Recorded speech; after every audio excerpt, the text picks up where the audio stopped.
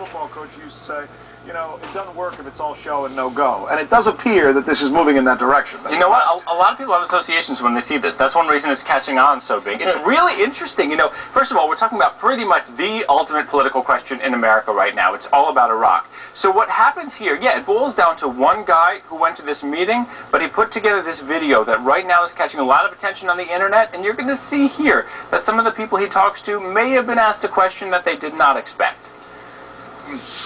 Max Blumenthal is a writer who regularly takes on conservative politicians, positions, and groups. He has a new video on his website and on the Huffington Post, tracing his visit to a meeting of the College Republican National Committee.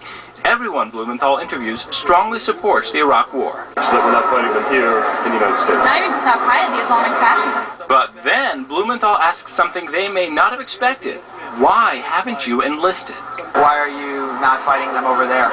Why am I not fighting over there? Because I'm in college right now. I'm an undergraduate, but I just had a scholarship for Fulbright teachers, and I just didn't have any strong urge. I don't think you can't talk about this issue if you're not serving. Blumenthal staunchly opposes the war. He calls his video Generation Chicken Hawk.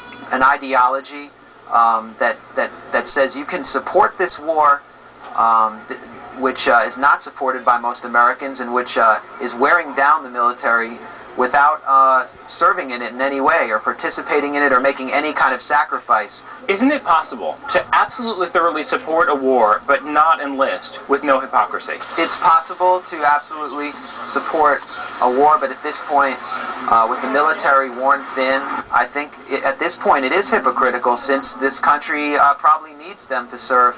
I think we should kind of take it for what it is, and that's a political hit piece. It's totally one-sided. The group's head, 25-year-old Nick Miccarelli, is also in the National Guard and served in Ramadi, Iraq. People who support stricter laws in a lot of things in this country and aren't necessarily willing to go become police officers.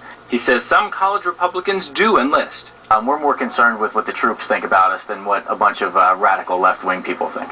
Blumenthal, who's 29 years old, summarizes his message in this final shot and says he's had positive responses from some members of the military. And Blumenthal also, for the record, really rejects that radical left-wing label. He says, you know what, a lot of people in America agree with him. And Rick, it's also relevant to us to keep in mind that there have been a lot of internet videos in this whole argument over Iraq, and sometimes you got people making fun of anti-war protesters as well. Yeah. Well, Blumenthal looks like a straight-up guy.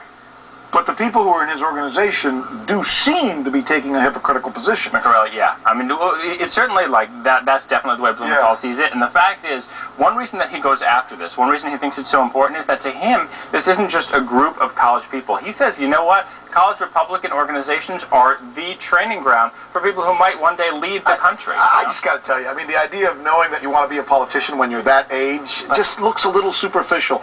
But it happens. Isn't that crazy? I mean, it's hard for us to believe because a lot of us Is that where people like Karl Rove came from? Karl Rove, Jack Abramoff, Ralph Reed, these people had their training ground in the college Republican organizations. So don't be surprised if some of the people that we saw there were running the country someday. And so, you know, that's why he says relevant to challenge them. It seems a little strange, whether it's Democrat or Republican. By the way, you know, it's interesting when you did this. Last week, I had some folks here. You may have seen our newscast last week. We had a bunch of young college students visit us here in the studio for a CNN YouTube debate, and we were talking about Iraq. And a lot of them said, we should be in Iraq. I'm gung-ho behind it. A lot of them also said that they weren't. But then I asked the question,